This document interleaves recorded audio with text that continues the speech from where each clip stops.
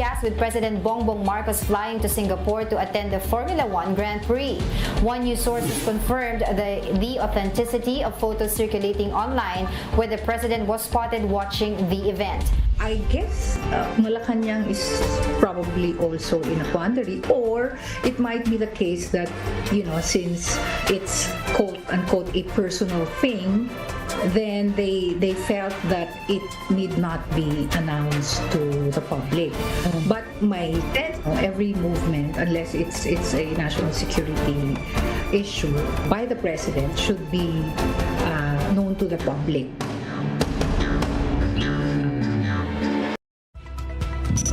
From the nation's capital, all sides, all the time, I'm Robbie Alampay. And I'm Sean Yao. The big story tonight. After keeping its silence over the weekend, Malacañang confirmed today that President Bongbong Marcos indeed went to Singapore to watch the F1 Grand Prix. The undisclosed and unofficial trip was earlier blasted by critics. Still, the palace called it a productive affair. Maricel Halili with the report. Photos of President Bongbong Marcos in Singapore made rounds on social media over the weekend. These were confirmed taken inside the exclusive Formula One paddock club. Spotted with the president were his wife, First Lady Liza Araneta Marcos, son Ilocos Norte Representative Sandro Marcos, and cousin House Speaker Martin Romualdez. Also seen at the event was Cavite Representative Aniela Tolentino. The unannounced trip to Singapore did not sit well with several groups. Malacañang was mum until Singapore Trade Minister Tan See Ling posted a photo with Marcos Jr. Press Secretary Trixie Cruz Angeles shared a post describing the president's trip as productive. Political analyst Sheen Encinas Franco said the palace should have announced it to the public beforehand. I guess Malacañang is probably also in a quandary, or it might be the case that, since it's quote-unquote a personal thing, then they felt that it need not be announced to the public. Every movement, unless it's a national security issue by the president, should be known to the public. She added that Marcos Jr. appears to be confident that Filipinos will be forgiving about his leisure travel.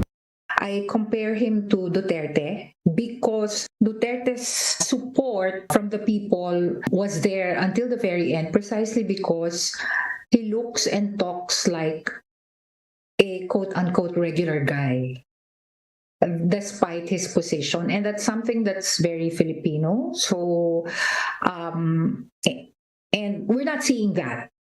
Officials have yet to clarify whether or not public funds were used for the trip. For News 5, Maricel Halili, We Are One News. To help us unpack this story, we have with us here in the studio One News Chief Correspondent Ed Lingao. Ed, welcome to the big story. Good evening.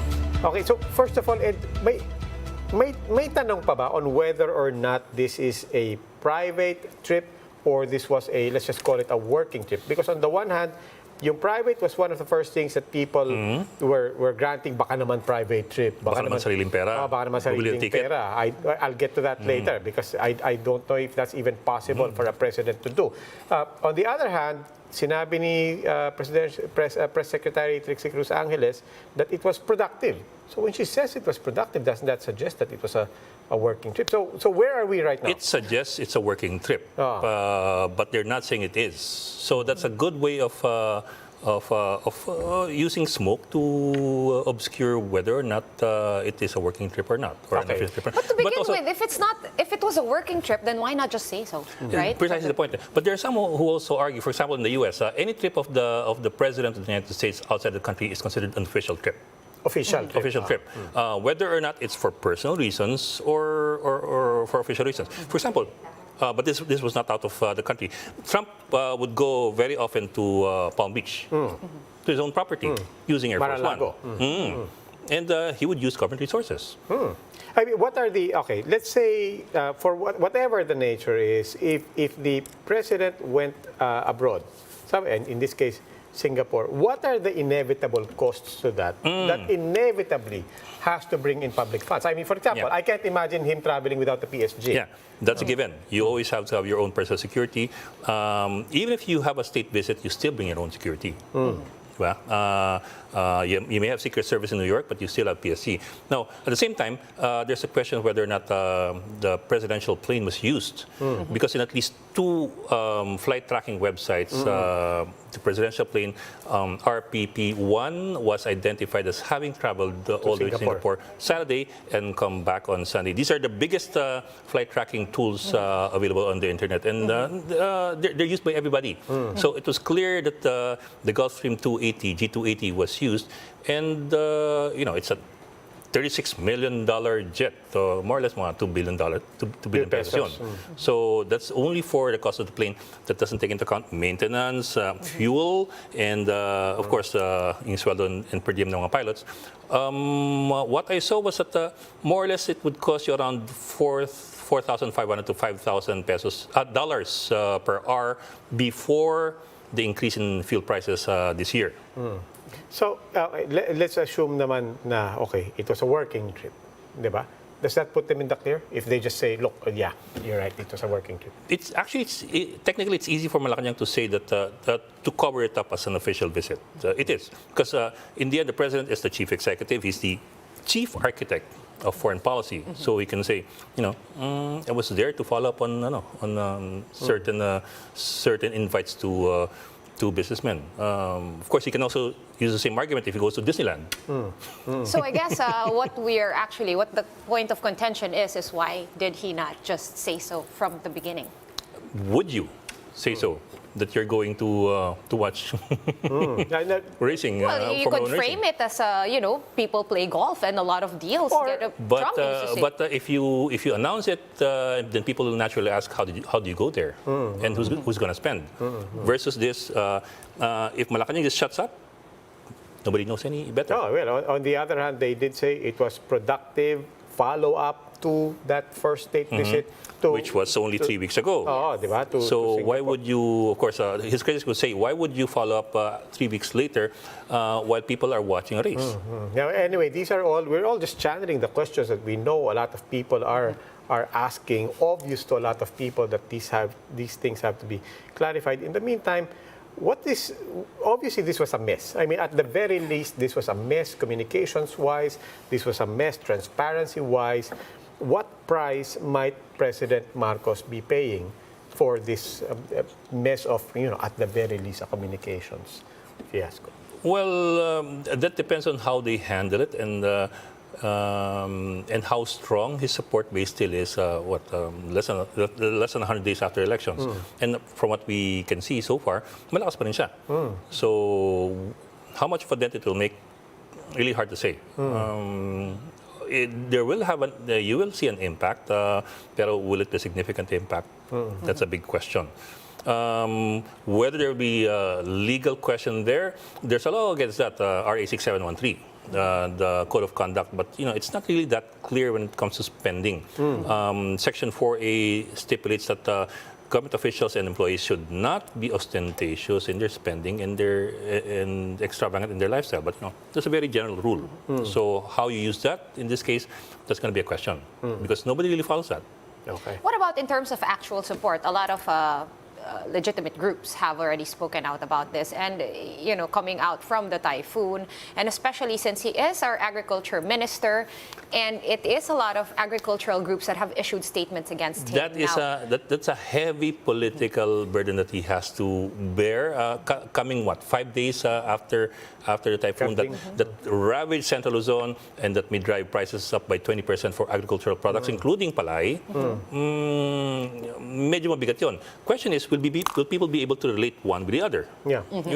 People tend to forget these things very, very fast. But in that case, it was not necessarily that easy to forget. In fact, it was two separate events. I mean, one was Carding, and then the announcement, the acknowledgement and the announcement by the Department of Agriculture a few days later that food prices will indeed go up. Those are two separate headlines, one after the other. So there was this rising awareness, and in fact, a rising questioning already. Let's also not forget the fact that the rumors about plans to go to Singapore started 2 days before they could have called this off. They could have said this, optics-wise, this is going to be. But they could have weighed the pros and cons and said, I can afford it. I have the political capital to do it. Well, And you can get away with it. I guess time will tell. Time will prove what the judgment of the people is. Thank you so much for joining us, Ed Lingao, One News Chief Correspondent. Thank you. We're going to pause for a quick break. Right after that, we will be speaking with MMDA's Bong Nebrija to discuss the partial closure of Meralco Avenue until 2028 as part of the construction of the Metro Manila subway project. That and more when we return. Keep it here on One News.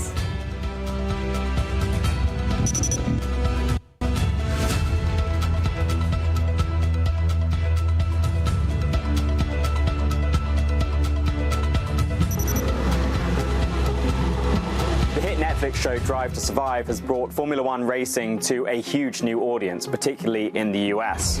Weaving together the sport's fierce rivalries and electrifying action with the aesthetics and heightened drama of reality television, it's tempting to see a model that other sports could emulate.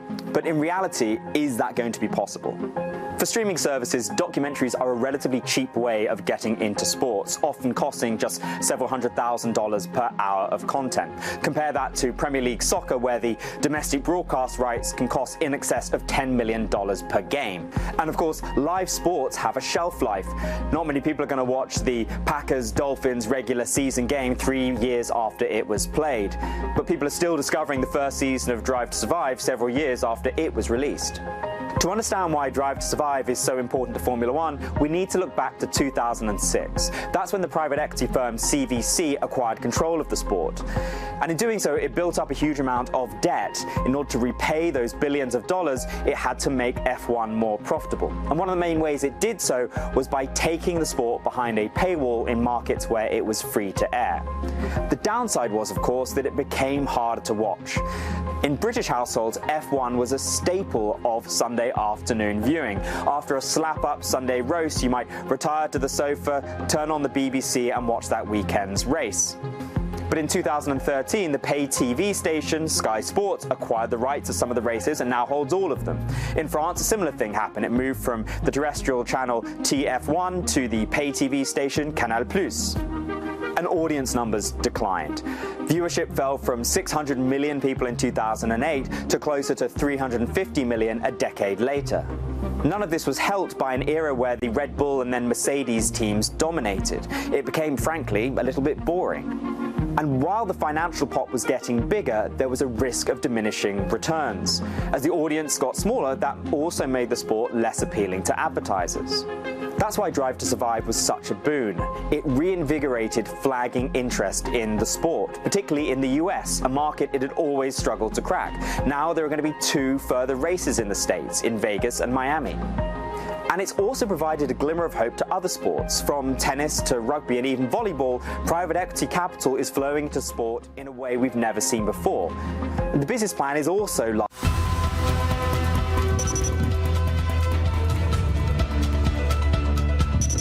You're watching the big story here on One News.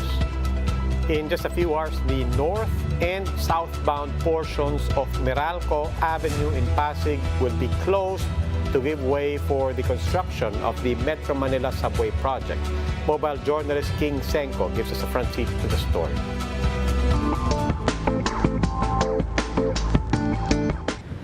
Bumper-to-bumper traffic can be seen in this area of Meralco Avenue.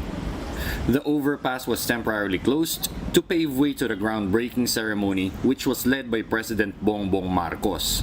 This was also part of the preparations, as the road from Meralco Avenue going to Shaw Boulevard will be closed starting 11 p.m. on Monday.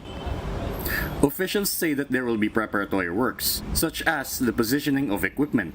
The excavation itself, meanwhile, is going to happen 10 to 12 months from now. This is due to several electricity, water, and other utility lines needing to be moved. Some structures in Metro Walk also be demolished. The station will cover almost 1 hectare underground. which will soon become the Ortigas Station Plaza. Because of this, motorists and commuters are now being advised to look into alternative routes placed by the Pasig LGU. But even before the closure, commuters and drivers have already expressed their dismay. Many are dreading the longer trips due to the rerouting. Dito po yung way na pinakamalapit sa amin. Kung pagkakataon na isasara po yung area na ito, kaya medyo magagahol po yung oras namin. Sa tingin ko po kailangan na lang po ng konting oras para makarating lang maaga. Siyempre sir, ang namin is nagagasolina kami. May posibilidad na magkabuhol-buhol yan. Dapat may mga nakadeploy dyan na enforcer kung dapat yung mga signages sir, dapat pumalinaw sir. The Traffic and Parking Management Office of Pasig, meanwhile, is asking for patience from the commuters. Sana lang, magbaon lang tayo ng dagdagan pa natin yung pasensya natin at po kayo mag-alala, asahan po ninyo, gagawin namin yung lahat. The Metro Manila subway will stretch from Valenzuela City to the Ninoy Aquino International Airport Terminal 3 in Pasay City. It can accommodate 370,000 passengers daily and aims to cut travel time from Quezon City to Naiya from more than an hour to just 35 minutes. The transportation departments aim to begin partial operations of the subway by 2027. Mobile journalist King Senko, we are One News.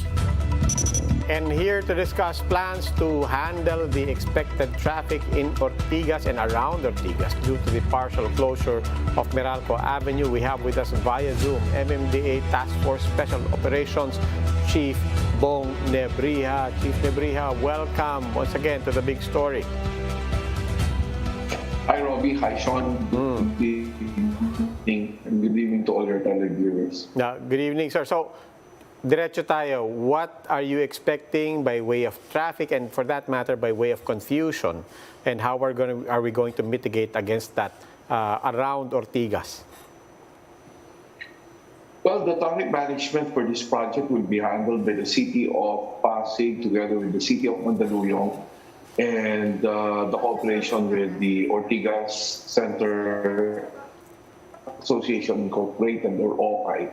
The traffic management that will be handled by the MMDA is the anticipation of the spillover of the congestion area to EDSA. Remember, perpendicular to Meralco Avenue are three main roads connected to EDSA. One is EDSA Shaw, the other one is EDSA, and the other one is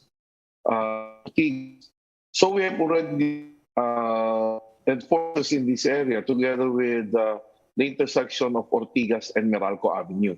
So, but the inner road, since this is a private complex, will be handled by the City of Pasig together with OCI and City of Mandaluyong. All right, sir, the closure is scheduled for the next 6 years. Is there any chance that it might be shorter than that? Oh, well, that's the timeline that was given by DOTR for the rail sector. They're the ones planning this. And yes, it's a long time because there will be a lot of, first is the mobilization for the project itself, and then the diggings itself, and the construction of the station at Shaw Boulevard. So this will really take a long time. So that's why, as early as now, we are advising motorists together with the commuters to, well, at least memorize their preferred route, whichever is convenient and faster for them. Remember that there are schools within the vicinity. There's a big mall in this vicinity also. So we are advising to take precautions to everything that will happen, especially if there will be events like sales in the mall or the face-to-face, full-time face-to-face classes for the two schools in Mandaluyong and Pasig. Yeah, Mr.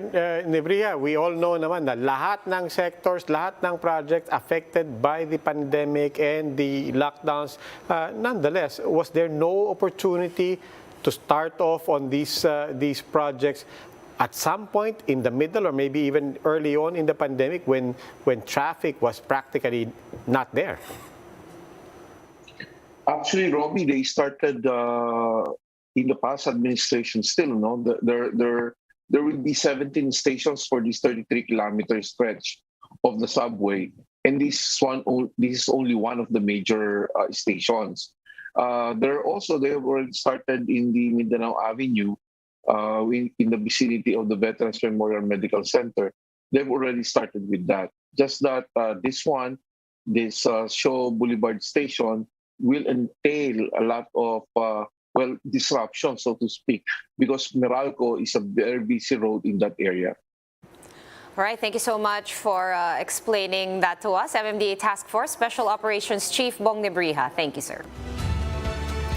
Right after another quick break, some of the 433 Grand Lotto winners have started claiming their prize money at the PCSO office in Mandaluyong. More of that when the big story returns. Keep it here on One News.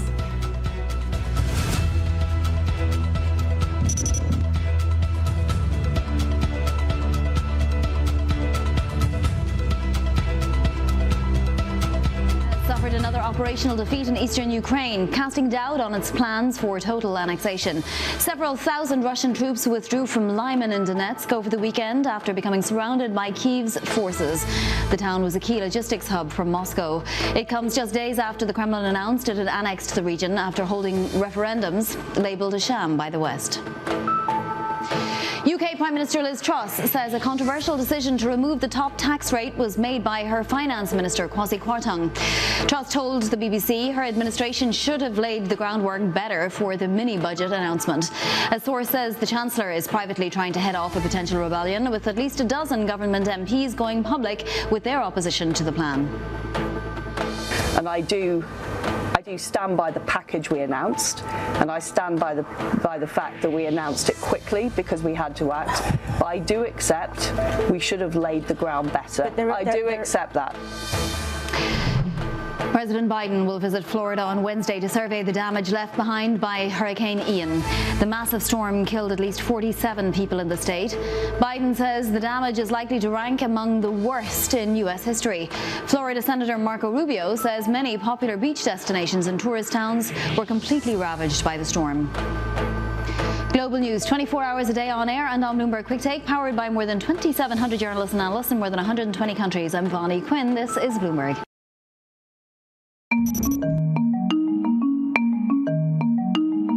Currency wars typically involve countries jockeying for weaker exchange rates to make their exports cheaper and more competitive to other countries.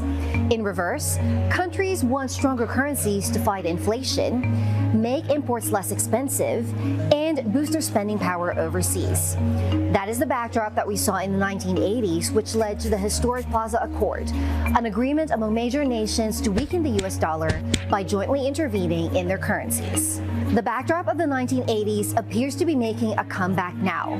Inflation is at a decade high for most countries, and the dollar's record strength is diminishing the value of money everywhere else. In the UK, the pound has lost about 20% of its value, and it fell to a record low after the government unveiled a fiscal plan that investors fear will put the country in a worse financial position. What's next?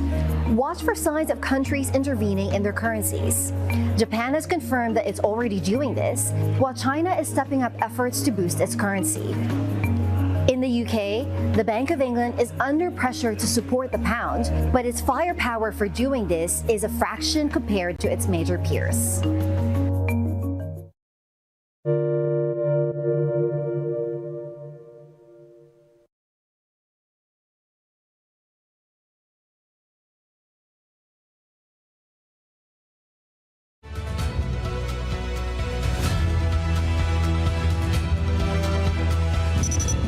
You're still watching the big story here on One News.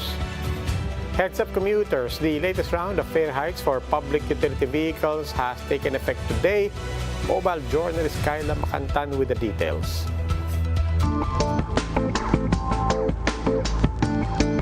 The flag-down rate of taxis and transport network service vehicles, or TNVS, is up by 5 pesos starting today. But some taxi drivers like Judy aren't happy with the fare hike. Babaan na lang siguro yung gasolina, wag na taasan para hindi naman mag-suffer din yung mga mamamayan. Meanwhile, the minimum fare for traditional jeepneys is now 12 pesos. This covers the first 4 kilometers of a trip, and 1 peso and 80 centavos must be paid for every succeeding kilometer. On the other hand, modern jeepneys will have a new minimum fare of 14 pesos and 2 pesos and 20 centavos for every succeeding kilometer. Buses also saw an increase in their minimum fare. Ordinary buses can now charge at least 13 pesos per trip. Air-conditioned buses can charge a minimum of 15 pesos per passenger, while the minimum fare for provincial buses now stands at 11 pesos. The latest round of fare hikes is good news for PUV drivers, who have been bearing the brunt of the volatility of fuel prices. But it's a different story for commuters like Cristobal and Nana Yolanda. Mabigat din po. Kasi sayang din po yung tinaas ng yung pamasahe. Malaking bagay sa amin yung Lahat naman nagtaas eh. Kailangan nagtaas. Kailangan However, the Transport Department and the LTFRB remind PUV drivers and operators of the no fare matrix, no fare hike policy. Drivers who impose the higher fares without displaying the new fare matrix may face penalties from the government. Mobile journalist Kyla Macantan, We Are One News. In other news, the PCSO says it is ready to face inquiries into the unprecedented win of 433 people for the Grand Lotto draw last Saturday. Jenny Dongon with that story. Many of the 433 Grand Lotto winners have started claiming their prize at the PCSO office in Mandaluyong today. One of them is 61-year-old Vicky from Caloocan City. Nanay Vicky claimed that for 5 years, she has been betting on the winning combination 9, 45, 36, 27, 18, 54. But instead of taking home the 236 million jackpot prize, she only ended up getting 545,245 pesos. Jackpot, kaya ang dami namin. Sabi ko, okay na yun, malaking tulong na yun. Kasi nga, syempre, immediate need yung pera. James, a taxi driver from Bulacan, also came here at the PCSO office to claim his prize. He said that he started joining the lotto draw back in 1990, but this is the first time he won the jackpot. Tinawagan ko yung kapatid ko. Sabi ko, mayaman na ako, bibigyan kita ng 10 milyon. Lahat kayong mga kapatid ko, bibigyan tagsa 10 milyon. Ayun pala ay 433 kami tumama. May utang na lang. But many are curious how hundreds of people were able to guess the 6-digit combination. The chances of winning the lottery alone is 1 in 29 million. Aside from the number winners, netizens also pointed out how the winning combination are all multiples of 9. Some speculate that Saturday's draw could be rigged. Minority Senators Coco Pimentel and Risa Hontiveros also want to investigate the results. Pimentel intends to submit a resolution to investigate PCSO's gaming activities. He also wants guidance from statisticians and mathematicians over the probability of such incident. According to UP School of Statistics Professor Julian Caiton, while the chance of having more than 400 winners is highly unusual, the incident is not entirely impossible. It's not an impossible case na parang never siyang mangyayari. That chance, even though it is possible as we have seen it already, a very, very small chance naman talaga. So small na it's practically pretty close to zero already. Professor Caiton also explained while many bet on the winning combination. Ang tao naman hindi siya fully random mag-isip. Ang tao gustong mag-isip ng madaling pattern para consistently yun yung pipiliin niya kada pagsali niya sa loto. Meanwhile, in a press conference on Sunday, the PCSO denied claims of anomaly. The agency said that no human intervention happened over the course of the draw. Amid all the speculation, the PCSO says they are ready to face legislators. For News 5, Jenny Dongon, We Are One News. And that's the... Multiples of 1. Nakuha na yung hula ko eh. Medyo matagal-tagal ulit bago umikot yung multiples of 9. That's the big story tonight. For more updates, follow News 5, The Philippine Star, and Business World Online. You may also log on to onenews.ph for more analysis. I'm Robbie Alampay. The big story is also available via Signal Play. Make a free account now at signalplay.com and stream One News anytime, anywhere. I'm Sean Yao. Stay safe, Philippines. We are One News, all sides, all the time.